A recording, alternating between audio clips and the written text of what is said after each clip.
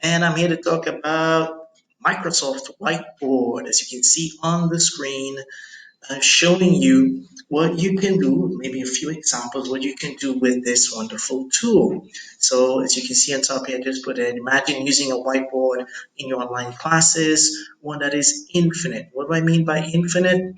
Simple as that is that I can move this around and just with the mouse, move up. So I don't need to create a new page or new document. It's just one long file that I can keep going. Of course, this is if you want to do it like that. And notice when I click here, I can edit this. I can make a copy of what I've done, maybe, trash it, or even edit the text as it says there, or add some more word. But what's also interesting is that I can really, do something like unlike or like this. So of course, just wanted to like it. But let's say I'm using this with my students, and I ask them to, comment on the sentences I put up on the board. So I can do this as a discussion, and I can get students to choose. I could use some ideas. I could maybe propose some ideas for the class in the form of sentences, and then they go and like the ones that they think are most interesting. So I can go here and like it, right? And do that. There you go. So they could simply add their comments to that. I could use this board to practice some handwriting by using the pen here, and I can get them to practice their handwriting. As I can add text, we've already seen. I can also use the note feature, which is down here. So I can use the note feature and add a quick note, like a stick-it note here, like I've seen on the other one, and then I can, maybe do some brainstorming, make a to-do list with students, which is useful here as well if you want. I can add images directly from the internet, particularly from Bing, which is in this case, search tool that integrated with Microsoft, but I can upload from my own computer.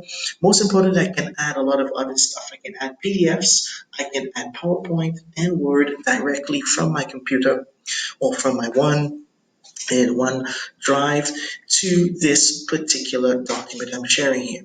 Another thing that's interesting, I can add students, right? So I can invite students to my board. I can, in this case, create a link for them, and it would automatically generate. You see, it says here, copy the link, and I can get them to access this link. They can have their own. I can create, in this case, already create new boards for each student. Or I can just use one same, just one unique board and everybody contributes. But this is great. It helps to get people to participate as well. So these are some of the interesting features of Whiteboard I think would be very useful. If you're working with math or even you want to use something working with angles, you could do something like this here as well, which could be very useful. You never know, right? Why not? Or you want to get them to measure things, you could look at proportions if you're looking at math, or if you're teaching something more CLIL-like where you're working with math and English, you could add in these elements here as well. So these are some things that you might want to work with. As you see here, I can also do something like this, just work it around and drag, or as you see here, take parts of the word and separate it, move it around like that, play around with words or with the elements, the items that I'm using by using what they call the, the hoop, as they call it, or it's called a loop, not hoop, but in this case called a loop. So there you go. That's Microsoft Whiteboard. Make use of it. Let me know if you want to use other tools like this, or if you've had or suggestions of other tools like this. I hope this was useful. Take care. Don't forget to like. Don't forget to share, because sharing is caring. I'm the Roving Reporter. Take care. Bye bye.